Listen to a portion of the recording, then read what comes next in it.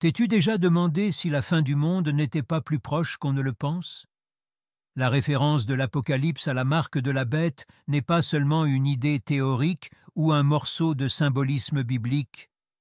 Elle a le potentiel d'être le facteur décisif entre la foi et l'assujettissement systémique.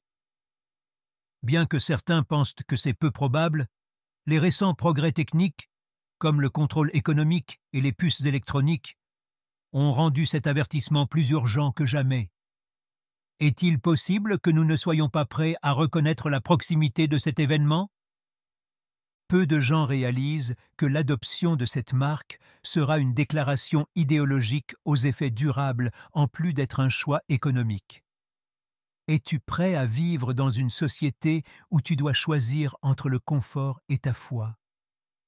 Ce sujet ne pique pas seulement notre intérêt, mais nous oblige aussi à évaluer notre condition spirituelle. La vraie question est maintenant, comment cette prophétie va-t-elle se matérialiser? Viens explorer ce que la Bible a à dire sur ce sujet troublant.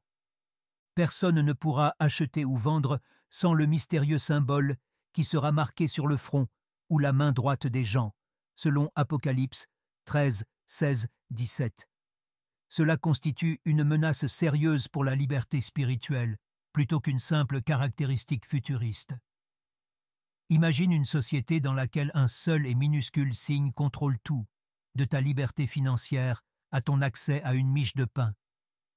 Cette marque est plus qu'un simple élément tangible. C'est le summum de l'allégeance au système que représente la bête. Le plus inquiétant, c'est que si tout en dépendait, comment résisterions-nous? Ce signe représente une épreuve de foi à la fin des temps et un avertissement pour beaucoup.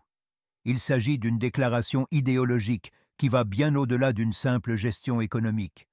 Chaque choix que nous faisons donne à nos mains et à notre front une signification plus profonde qui reflète nos pensées et nos actes. Si tu te retrouvais en marge de la société parce que tu t'en tiens à tes convictions, comment réagirais-tu?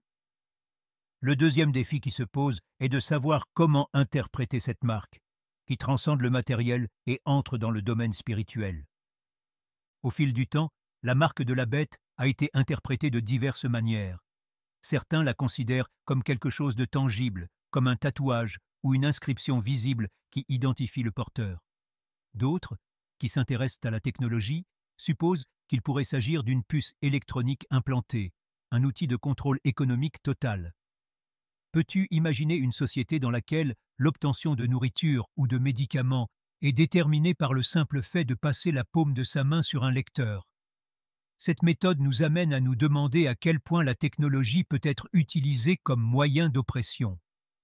Un point de vue symbolique, en revanche, soutient que la marque est le reflet de nos décisions plutôt qu'une marque physique. Une capitulation idéologique au système de la bête est symbolisée par la main, qui représente nos actes, et le front, qui représente notre pensée.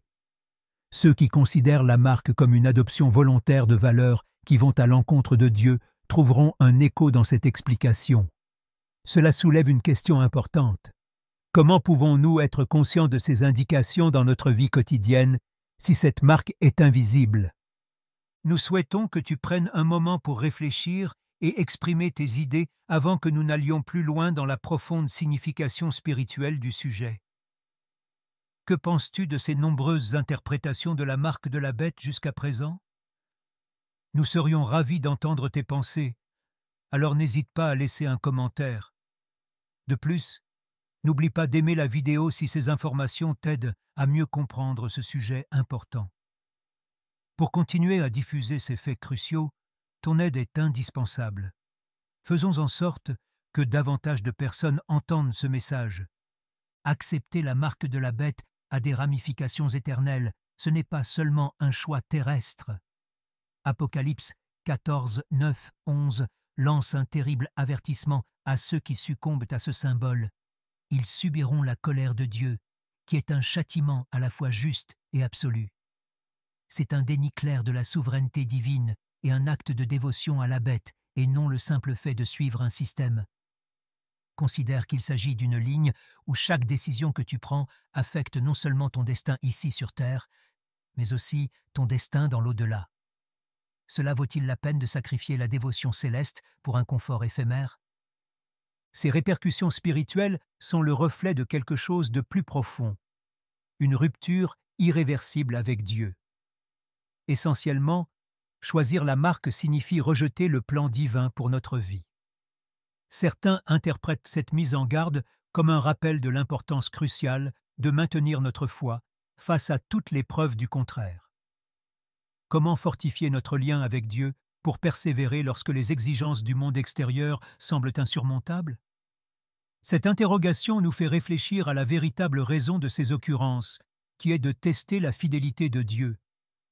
L'histoire de la marque de la bête est une convocation à prouver notre engagement autant qu'un avertissement. Cet événement sert de dernier examen pour les croyants, un temps d'épreuve où leur foi sera testée à son maximum. Rejeter la marque est plus qu'un simple acte physique. C'est un signe de défi contre un système qui va à l'encontre des valeurs de Dieu. Serais-tu prêt à subir les répercussions d'un défi à la norme si chacun de tes choix révélait en qui tu as vraiment confiance? Ce message nous rappelle avec force que nous devrions nous consacrer à l'Éternel plutôt qu'aux constructions humaines. Rejeter ce qui semble inévitable pendant une crise démontrera une bravoure spirituelle.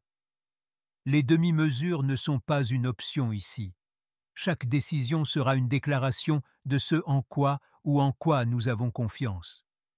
Comment rester inébranlable lorsque tout ce qui nous entoure nous supplie de ne pas être d'accord est la question qui reste sans réponse.